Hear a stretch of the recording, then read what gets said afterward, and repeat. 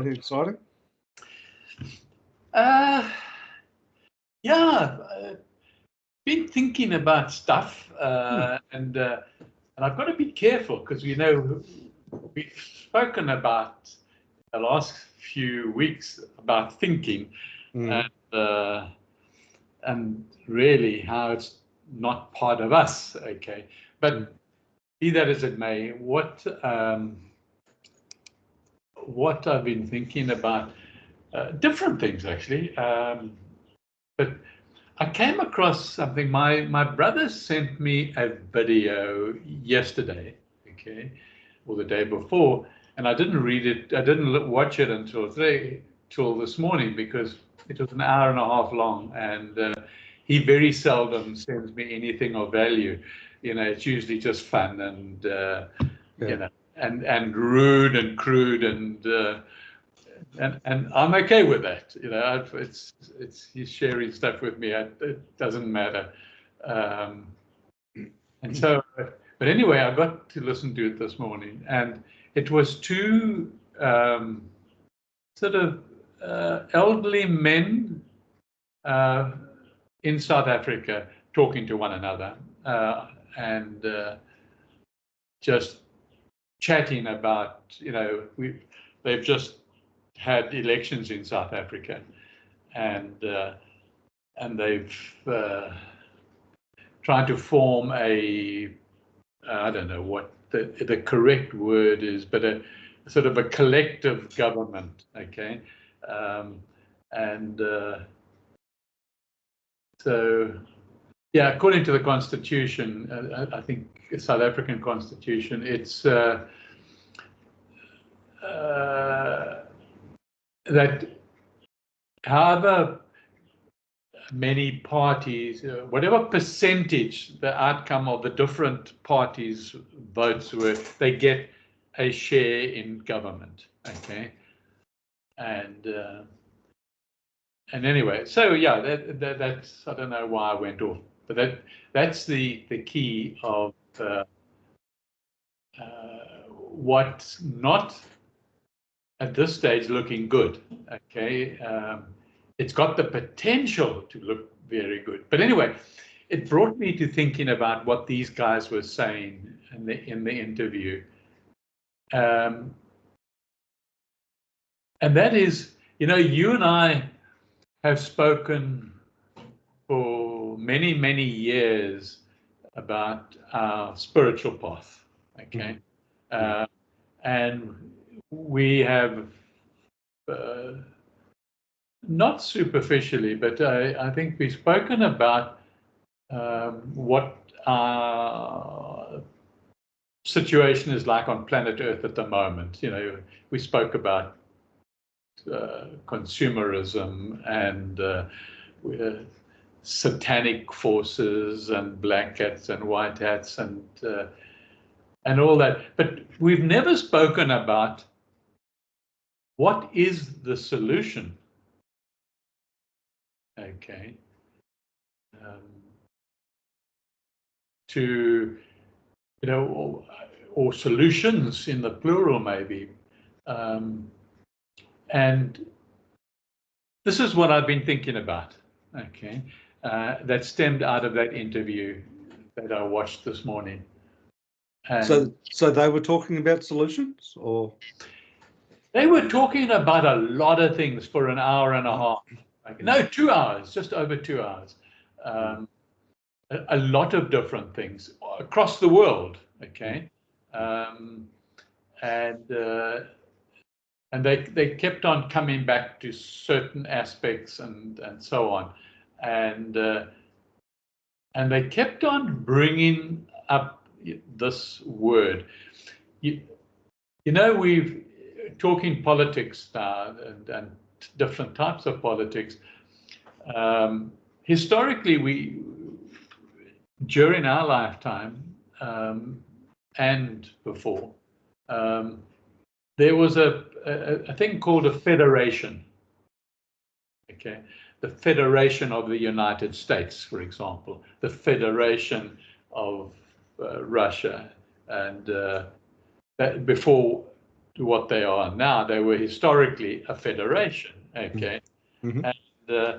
And I knew that, but the word that came up this morning that's really got me thinking was Confederation. Okay, do you know what it is? What Confederation is? The Confederation. Yeah. Well, it's Confederation. Yeah. Well, my understanding is it's like a group of like-minded people or entities, that come together under a single banner, like a collective banner, but they still have their own individual identities. But in the Confederation, they normally advance common interests. Absolutely spot on. Okay. And with a confederation, what I've discovered from my research today, there are countries, we can talk about that in a minute, that are a configuration or an aspect of that.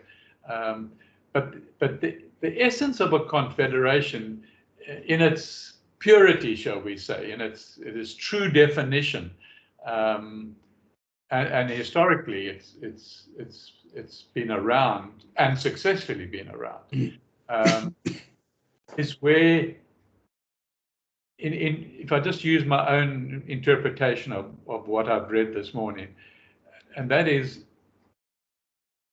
a lot of groupings, you can say, or tribes, okay, of a particular area come together, and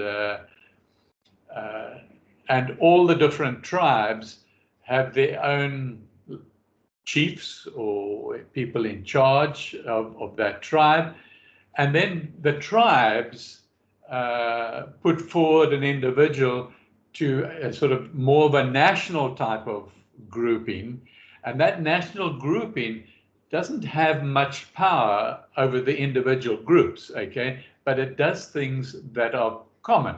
So, if you use a modern type of example, that grouping might be in charge of something like electricity or the distribution of water, or security, and warfare, I suppose. But each little tribe governs itself, okay? And to me, that is the ideal for giving people a say in their life. Voting somebody to Parliament, and he does his thing in Parliament, you're not getting your say, okay? So well, that's what they say about. Well, I know I've heard it said here about democracy in Australia only happens once every 4 years. Absolutely, that's a really good point. Democracy is not giving anybody a say. Okay, it's creating a head that is powerful over the country, that dominates, that does what they want to do, and they make sure they get well paid for it as well. But that's not the point. The point is that the power sits at the top. Now, confederation, the power sits with the person at the beginning, at the bottom of the ladder. Yeah. Okay, and in his little group. Okay, and the little groups are brought together not by the head or the brain, or the logic, Okay, they're brought together by something else. I suppose I could call it like the heart. If you take the Aborigines of Australia, there are a lot of different tribes, and if the white man hadn't come along, they would have formed their own national confederation and moved forward. Okay, so that's really what I've been thinking about, and I was going to say the heart of it. It's not about like a religion, a group of people who are have a religion. There's just religion to me is I don't know. You get two types. You only get two religions on the planet. One is God's law, and the other is Satan's law, and everything works out by that. But that's not what I'm talking about. I'm talking about people who are, in South Africa, you have the Zulus, and you have the Xhosas, okay, and you have 5 or 6 other groupings that historically came from different parts of Africa, came down, and they are there, and their hearts are still those people. Okay, so it doesn't matter if you're a Zulu and you're voting for some other party, and let's say that's not Zulu party. Okay, that's irrelevant. Okay, at heart, if push came to shove, okay, you're a Zulu. Okay, and regardless of religious or political aspirations. So the answer to our problems is just that. If you take this hard thing here in Australia, you get, let's say, somebody arrives from Israel. Okay, now you get protesters protesting against Israel, and you get other people protesting for Israel, and the same with the Palestinians, and the for and against. And now, why do they get so emotional? They're living here in Australia.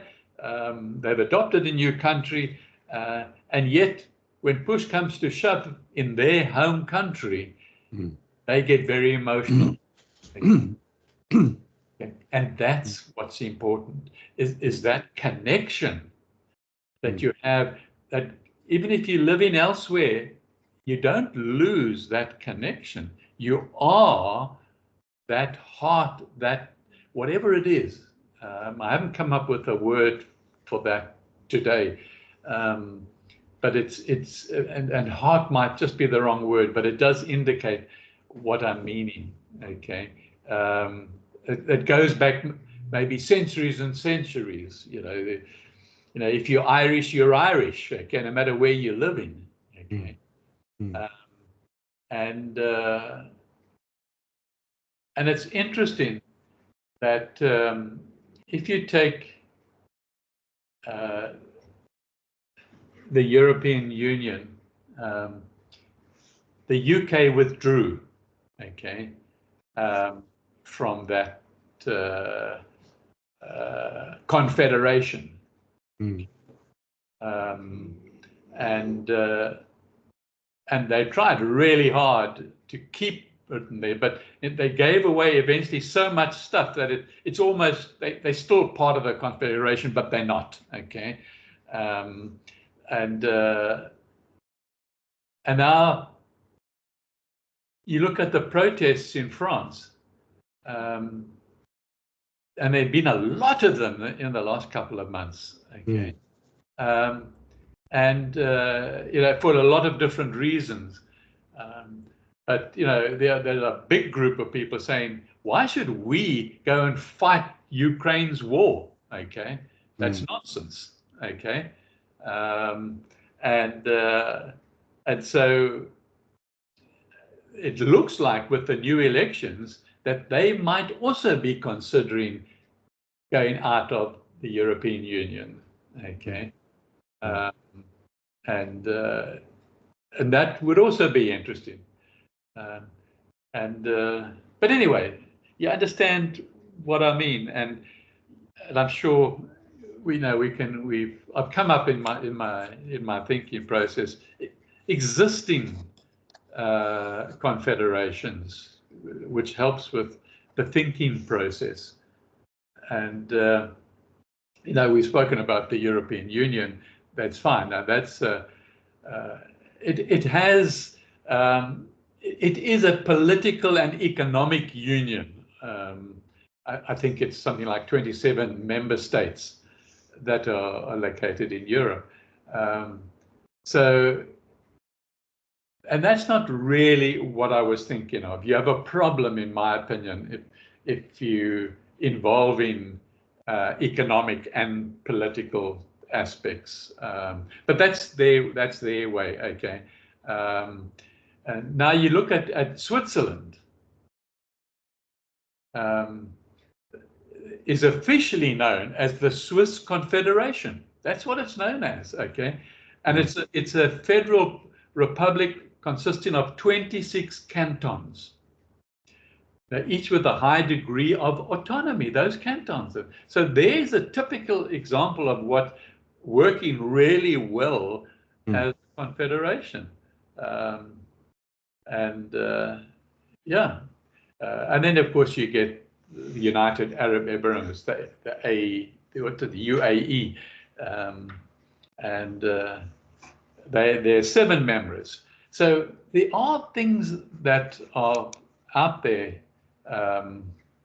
that are working. So that's, you made the mistake of asking me what was I thinking about. No, I mean, it sounds like a rich topic on which to ponder. It's a lot because,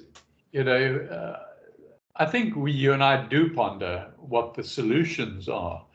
And as I said at the beginning, we focus a lot on what the solutions through spirituality. Okay. But yeah, and that was Russia as well. Russia was a confederation. In fact, it still is. Okay, Russia is still a confederation. They've basically given those states that are all around Russia in independence, if you like, but a lot of them are other than Kuwait. What's his name? Anyway, the others are still attached to Russia in certain historical connection ways, okay? And they would fight for Russia, okay? Even though they have autonomy to make their own decisions, they would make that sort of decision because they are Russians, basically, just living somewhere else. Or I don't know what their original Russian, it wasn't, but I'll probably come across it, because I think I'm going to probably look at this a bit more, because it really grasped my imagination. Hey, shut up now, Michael. No. It's good to hear you talking about what you've been pondering about, for sure. Yeah, it's interesting. Anyway, no, I don't want to do that. Here we are. Yeah, so what you've been up to? Just working at the moment. This big sale, that end of financial year sale I've got on, it's just been incredibly busy every day. Still busy, eh? Oh yeah, and the indications are it'll continue through to the end of the month. So yeah, so it's just been quite all-consuming in some respects, but anyway.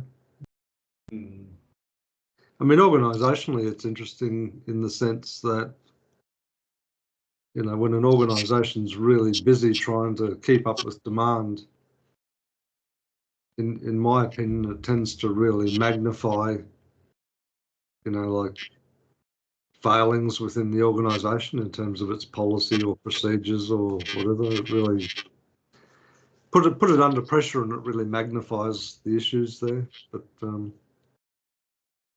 so when it's not so busy, you know, they know that something's probably not working as good as it could, but we'll tolerate it because it's not a big deal.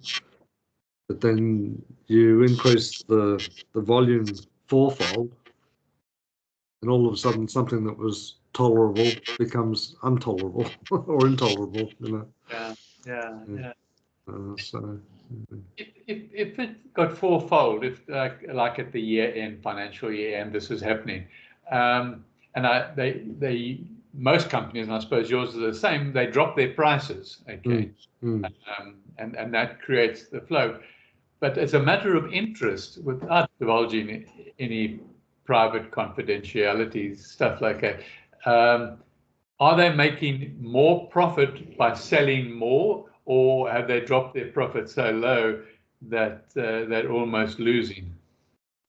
that's a good question. Well, they're not almost losing, so they're selling stuff at a reduced margin, you know, which makes sense. But the margin is still quite profitable. Okay. Yeah, so it's very much a you know, lower margin, higher volume, you know. So I think in that sense, and it's not like a seesaw, you know, like it's lower margin, but the volumes have gone up exponentially. Yeah, and it's hard to fathom why exactly. You know, I've sort of pondered that question myself for a while, and I can't really put my finger on any single thing. And the reason I say that is, like, if it was just price driven, you would think that the sales would just be on those items which have been discounted. Yeah. But it's not. It's on across the board, even items that haven't been discounted. Okay, that's interesting. So it's hard to identify any sort of like single or major influencing factor.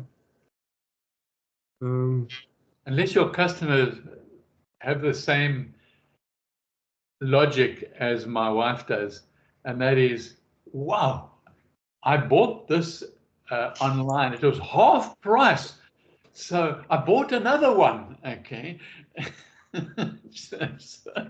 Yeah, normally the justification I hear is I bought this thing and look how much money I saved.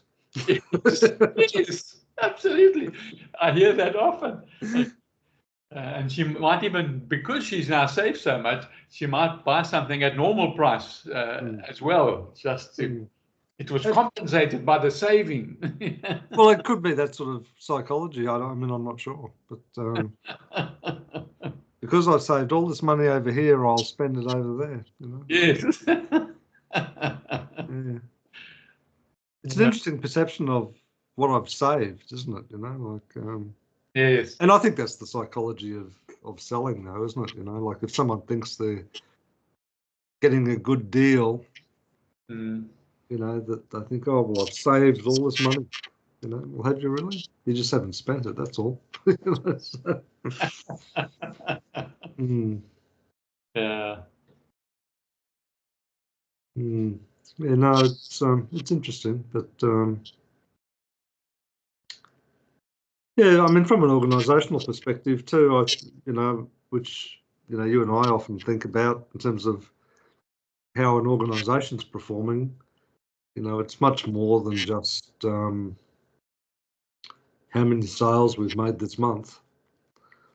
You know, because I suppose the cynical in me could sort of say, well, have you only just brought forward purchases from July and August that people were going to make. And come July and August, are the sales going to fall off the side of a cliff? So who knows? So and organisationally, they don't appear to have done much in the way of planning to ensure that those months, Did it happen last year at the same time? Hmm? Did it happen last year at the same time? Not to this extent, no. Okay.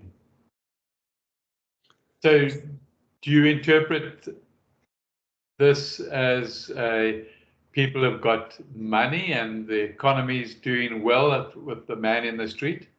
Yeah, I'm not so sure. It's a bit like a conversation about confederations. I think you have to be a little bit careful that you don't generalise too much. I think there's a sector of the community is quite affluent, but there's also sectors of the community that are, living from day to day, so yeah.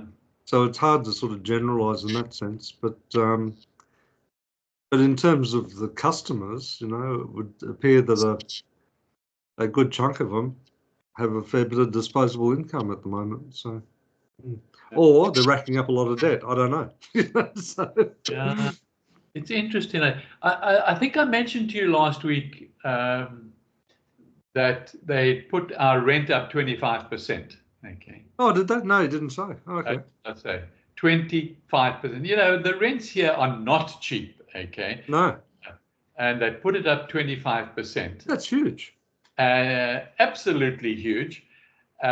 We looked at the lease, and the lease said as long as it is within the norm for the area, they can put it up as much as they like. There's no limit to the percentage according to the lease. Okay, and we were paying a little less than our next door neighbours, for example. Okay, but is there a shortage of rental properties? Or enormous shortage? Okay, well, there you go.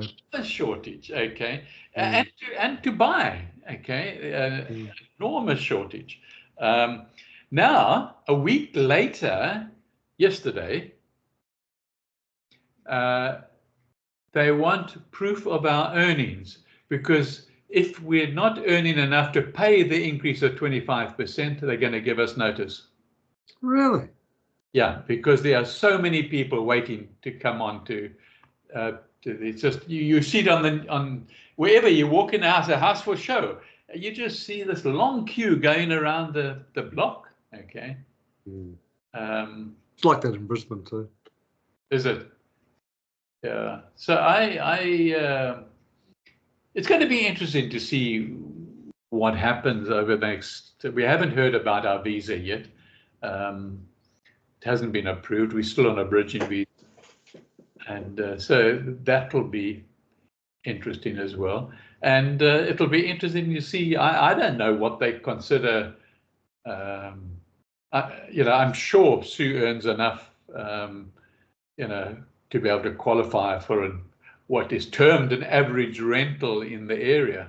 Okay, and we're not. We sort of middle to slightly lower area. Okay, in Perth, so we're not in a sort of middle upper market area. Do you know if the landlord owns other houses, or is this just like a one-off?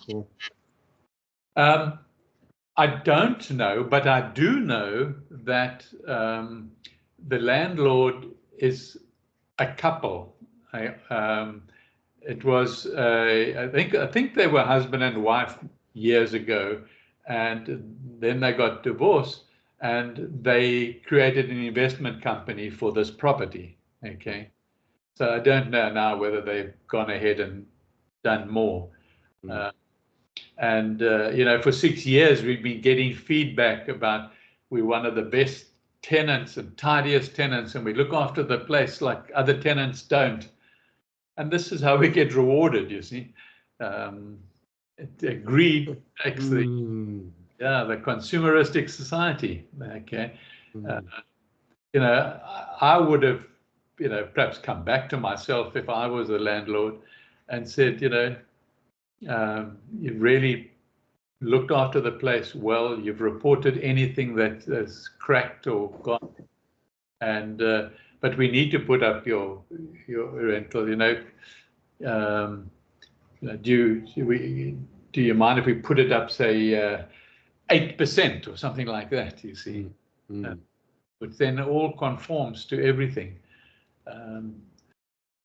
but we don't hear. Okay. Yeah. That's quite a mercenary approach, in my opinion. It's really quite no regard, like, well, if we are of the view that you don't earn enough money, then we're going to turf you out. Well, turf us out where? Onto the street? Yes, that's what they do. Okay, but I'm sure we'll hear from them, tomorrow, because I'm sure it'll be okay. But we're back to then, living from hand to mouth, whereas before we were looking forward to getting rid of my hospital debts and things when, hopefully, with the tax return. I don't know what's happened there, but we should get some money back from the tax man. And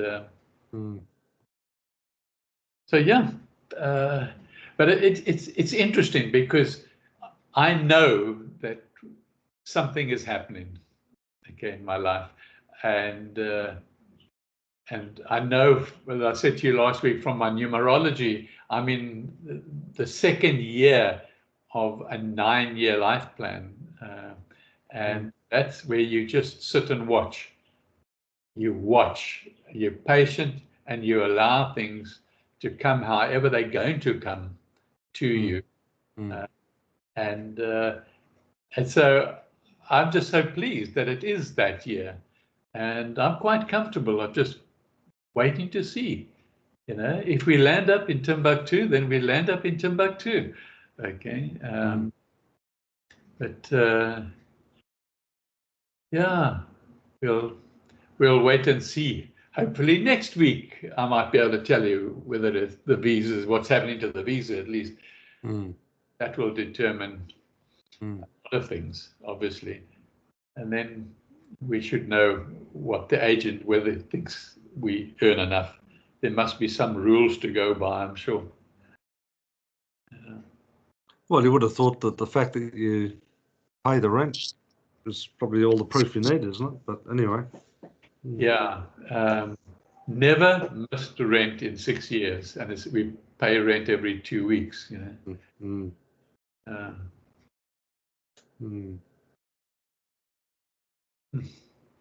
it's a hard logic to follow, because as you say, they could turf you out, put someone else in there, and lo and behold, they default within 3 months. Yeah, or they run that place and trash the place to boot. Like, who knows?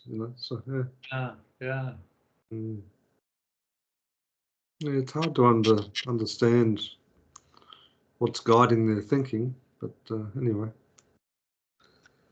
Yeah.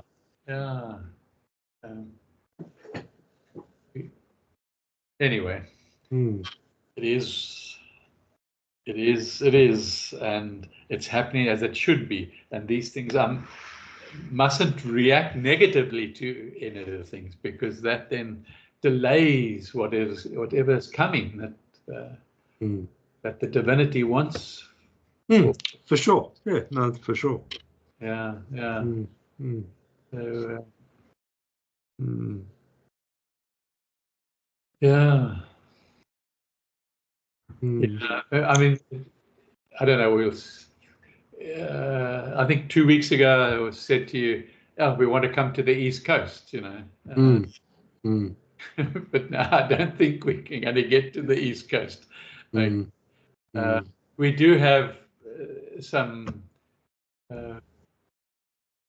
What's that airline that flies to Bali? The Australian cheap airline. What, Jetstar or someone like that? Yeah, we have Jetstar coupons because they cancelled a flight when back a few years ago.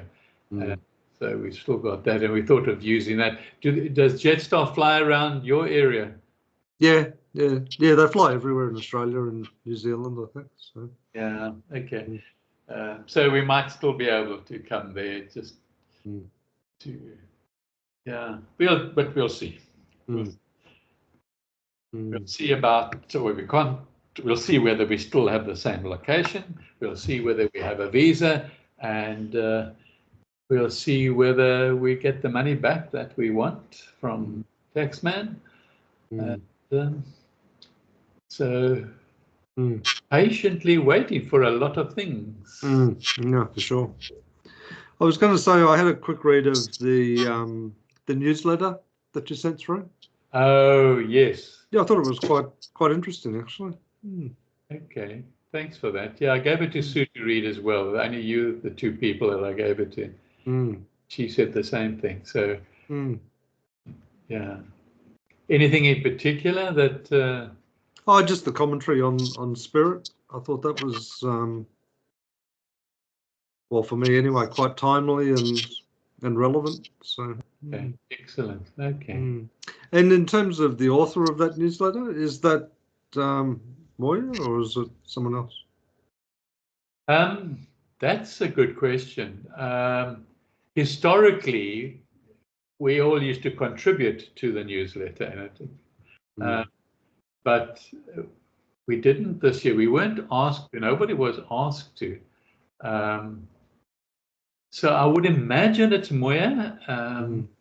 I think so, and it looks different. It used to look like a newsletter. But now it's quite nicely laid out and looks attractive as well.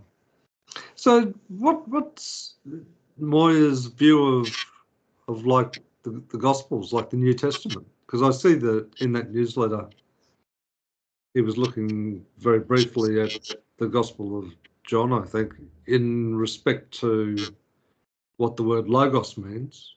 Yeah. But does he have a view about those Gospels as such, or? Yeah, the New Testament was authentically written, and of course he recognizes Jesus Christ as then the Son of God. Okay, just to use the terminology, but he wasn't.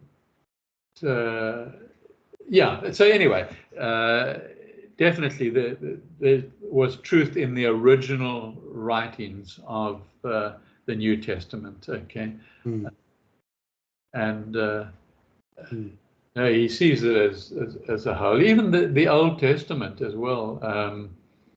They were the authentic foundations of Christianity. Okay.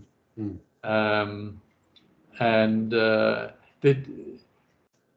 basically he's of the opinion that the Jews didn't recognize Jesus as, they were waiting for the Son of God to come. They were waiting.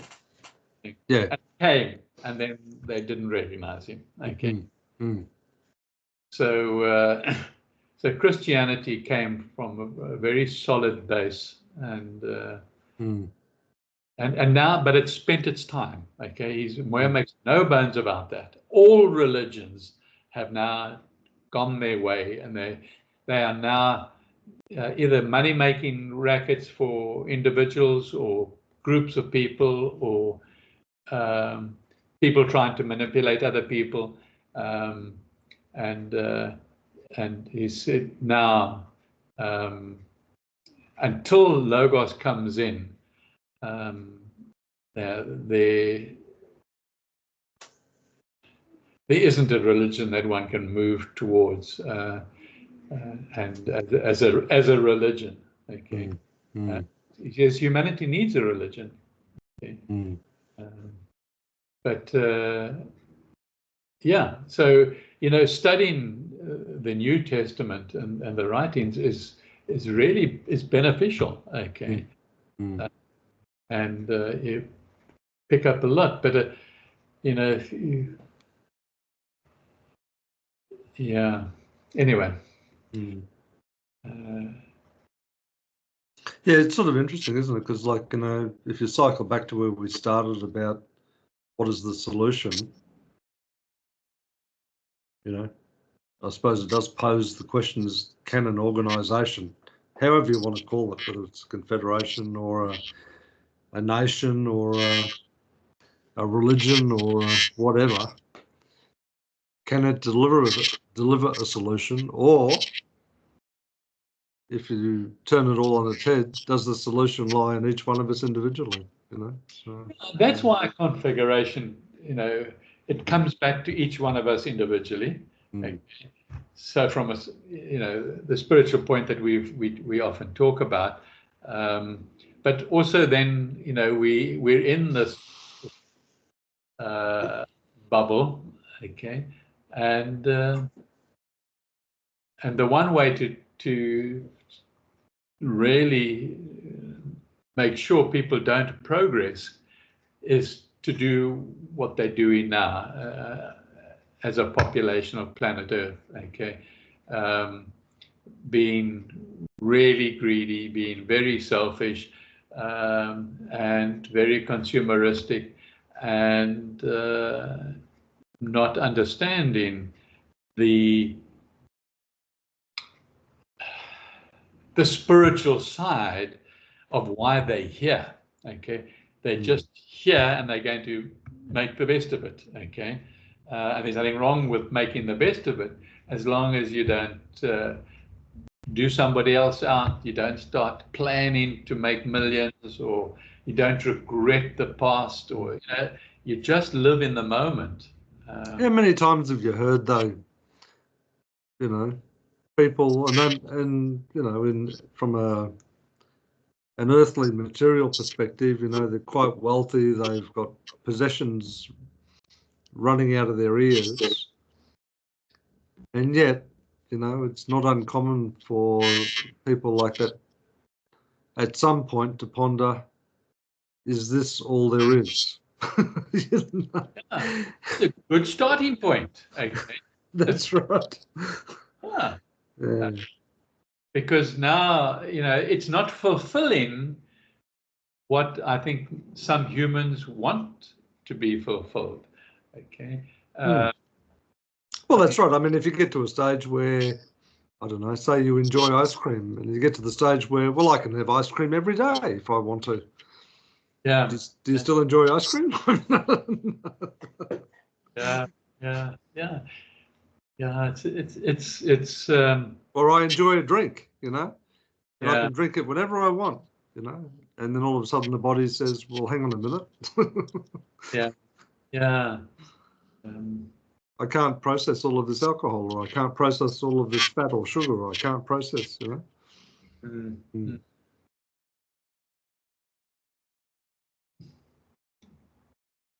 Do you ever,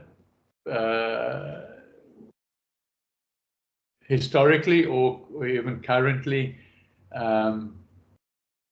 look at astrology and the effect of the planets on your life? I have looked at that in the sense of, like, when I was looking at a lot of that yogic, you know, history, I suppose, that ancient history, it was very much about, you know, where we are in the bigger solar, you know, in the bigger, like, from a galaxy perspective, sort of thing, and the super sun and where we are, and I forget the numbers involved, but it's literally, you know, hundreds of thousands of years to do one circuit of this super sun or whatever, and Yeah. And you know, there's different sort of quadrants that as you move into them, you know, the energy can either get stronger or weaker depending on where you are in that broader quadrant, sort of thing. And I think, you know, from a human perspective, it's very difficult for us to perceive that, particularly if we're only around, you know, 70 or 80 or however many years, you know, because that's not much when you're comparing it to hundreds of thousands of years, is it? You know, so. But it seems to me that when you have a level of consciousness, you can transcend the limitations of you know, the five senses, I guess. So, Of the five senses, yes. But of the planetary influences?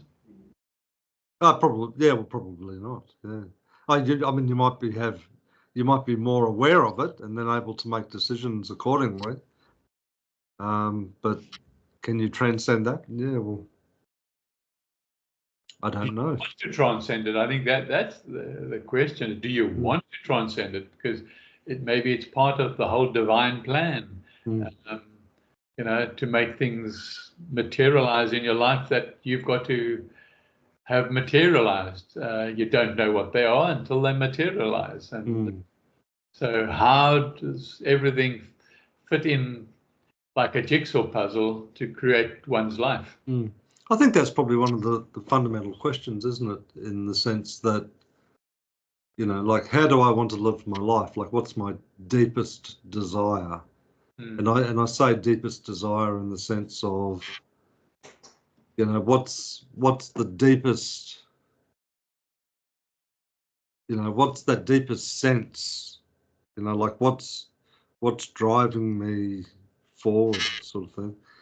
And then I think, you know, you can sort of, well, for me, I just speak personally, you know, when I was a young man, it was all about, you know, climbing the ladder and thinking that, you know, I will have made it when this happens, and when that happened, it seems so empty and hollow. You know? And, you know, you're always chasing, you know, job titles or status or whatever, you know. And over time, you know, through that path of learning, you know, I think that as I've become more aware, it's, you know, like where I'm at today, it's like, you know, how can I discern, you know, the will of God? You know, that's the most important thing for me at the moment. And how can I work in partnership, you know, in conjunction with God for that will to manifest? What's the role that I play in that, you know? And for me, you know, and that's how I'd also characterize some of the big shifts for me, you know, like, you know, that spiritual pathway was one of feeling subservient to God. But now it's one where I feel that it's like a friendship, you know, it's many aspects of it are on equal terms. And I think that, like, the nature of God as I perceive it, you know, isn't one that tells me what to do every day, because I still seemingly have free will and I make good decisions and I make really shit-ass decisions. But notwithstanding that, you know, that if I strive to discern, you know, the will of God, then it seems to me that, you know, the nature of my life becomes so much richer.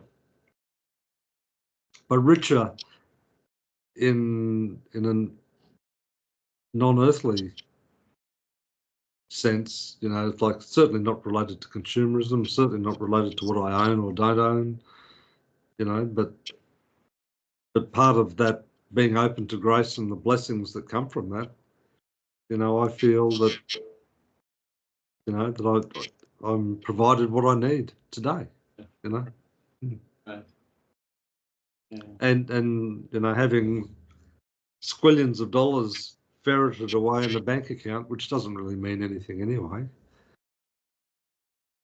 is like, well, why would I want to spend so much time and energy on that when it doesn't really mean anything, you know? Yeah. That's what you're still pondering today. Yeah, very much so. And as I said, the key word for me is just that discernment, you know, is how do I continue to cultivate I don't know how would you describe it? It's not really a skill set, but it's a capability maybe on how to discern. And discern in the practical sense means, if I come to a T-junction in a road and the options to turn left or turn right both seem like good sound decisions, then how do I determine which is the best decision?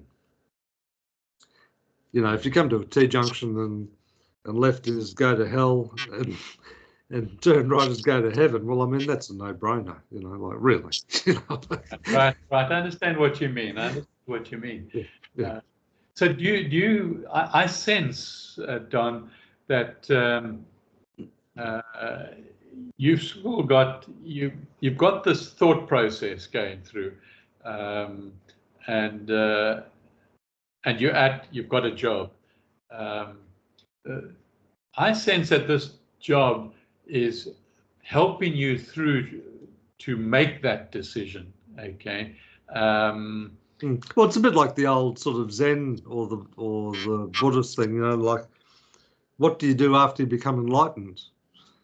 Will you go and wash the dishes and chop wood? Which is basically sort of code for you. I think it's more. Sorry. Well, it's kind of code for, well, you just live your life every day, Yeah, that's it. And one doesn't plan or think about finding another career or leaving where you are because you're now spiritual. That would be a disaster. Okay. Well, I think it's even in the sense, like, to use your language over the last few months, when you say I am, well, if I am today, that's it. That's it in a nutshell. And if there's circumstances around me which are sort of pushing me to say, well, no, this is not I am for you, then, as you rightly say, you sit there and wait. Yeah. Yes. I've got an excuse. It's my second say yes.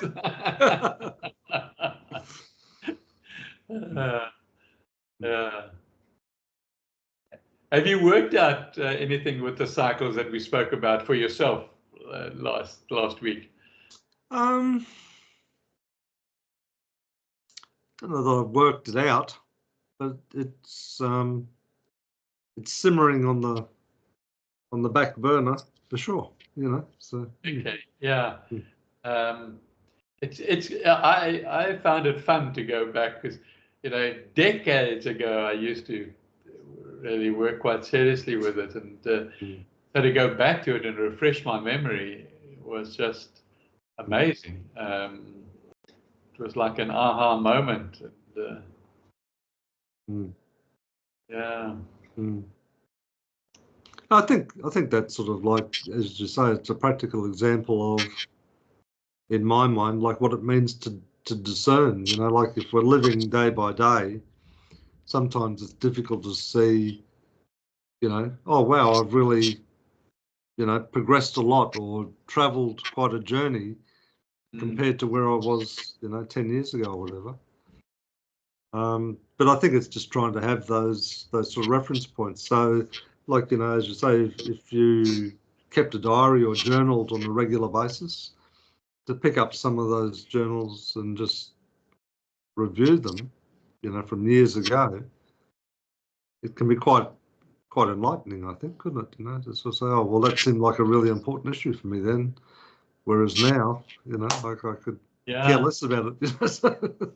Yeah, I kept the 9-year cycle from birth all the way through to this year, and it's just intriguing to look back and see, when you started that business and you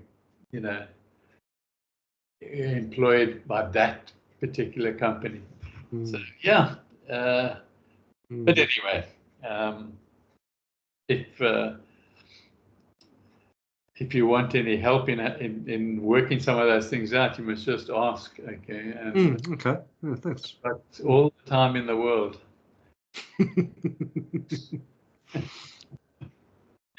Yeah. Uh, Yeah. It's interesting. Yeah. yeah. Well, that might be a good place to Yeah, I think so. I think pause. so. Hmm. Yeah, as normal, great chatting to you. Yeah, no, very interesting conversation as always. Yeah. Yeah. Okay, my friend. Well, you take care and Yep. wait patiently. Well, cheers. Take care. Bye now.